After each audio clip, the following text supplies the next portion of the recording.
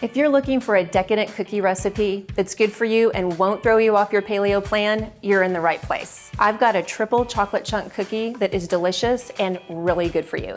In fact, it's so good for you, not only can you eat it every day, I really think you should.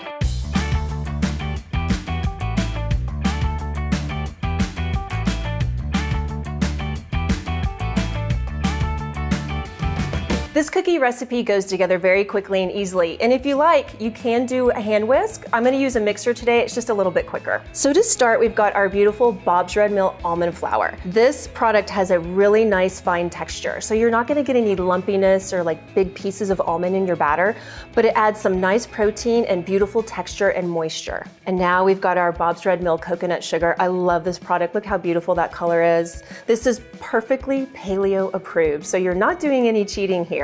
It's high nutrient, and this gives a beautiful subtle sweetness to your recipe. Next up, almond butter. This is really important. You need an almond butter that's really more like a peanut butter texture, so you can see how this is very, very thick and smooth. You don't want to get an almond butter that separates out into solids and oils. You need a really smooth, really thick product for this recipe so that your batter will hold together properly. Last up, our paleo ghee. This is a beautiful, beautiful ingredient to add richness to your recipe. So this is a grass-fed butter ghee, but there's no dairy and no lactose here. This is just the butter fat. So we're gonna put everything into our mixer and get going.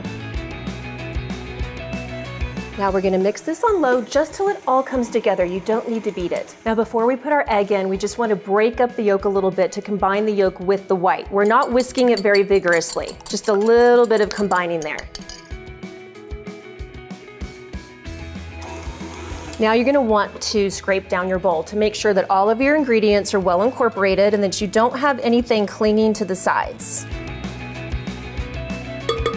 Now we're gonna move on to our dry ingredients. And I wanna talk to you for a minute about cacao powder. This is one of my favorite ingredients to work with. Now, I started out as a pastry chef, so flavor and sweetness are really important to me. But because I follow a very specific diet for health reasons, I wanna make sure that everything I put into my body gives me some benefit. So we're gonna use raw cacao powder instead of cocoa powder, because in addition to the rich chocolate flavor, you're also going to get massive nutritional benefits.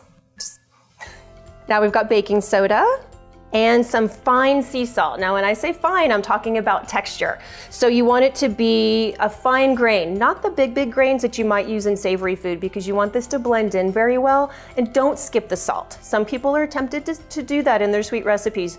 We're not trying to make this salty. The salt just brings out the flavor and the richness of the other ingredients.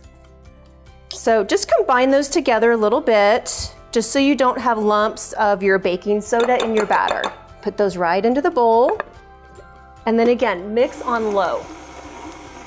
So I've got 6 ounces of chopped paleo chocolate. And this is truly paleo because this uses coconut sugar instead of the typical cane sugar. And this is just kind of a coarse chop. You don't want it real, real fine.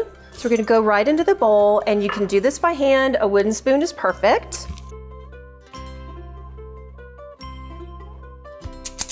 You got one of these?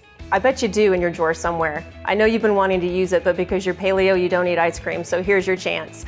Now, you can also put this dough together with just 2 spoons. It'll be fine, don't worry about it, but an ice cream scoop will give you really perfectly shaped cookies, and they'll be the same size. So, just scoop in, then use your hand to press it in so you know that the scoop is nice and full. Go right onto your pan. Now, as you go along, you can flatten down your dough a little bit. This helps the shape of the cookie to be real consistent when it bakes.